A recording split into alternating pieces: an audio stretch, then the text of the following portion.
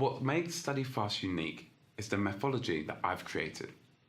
Every speed reading company to date teaches reading speed first and then memory. However, that's flawed. It's easy for those instructors to increase your reading speed, but by the time you've left the seminar, you would have forgotten half of what you've just read, let alone what you remember the next day. StudyFast aims to challenge that by training memory first and then reading speed. And the best analogy I can give you is the red bucket, the funnel, and the garden hose. So we'll start with your red bucket. Your red bucket is your comprehension, how much you actually understand. The funnel is your short-term memory, otherwise known as working memory. And the garden hose is your current reading speed. So if you can imagine, red bucket on the table, a little funnel, and the garden hose. At present, that water is going through the funnel perfectly fine, and the water is then dripping into the bucket at ease.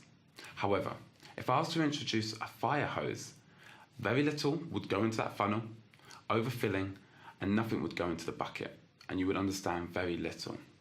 So instead, what we work on is focusing on increasing your funnel, your short-term memory first, so we can make that funnel bigger.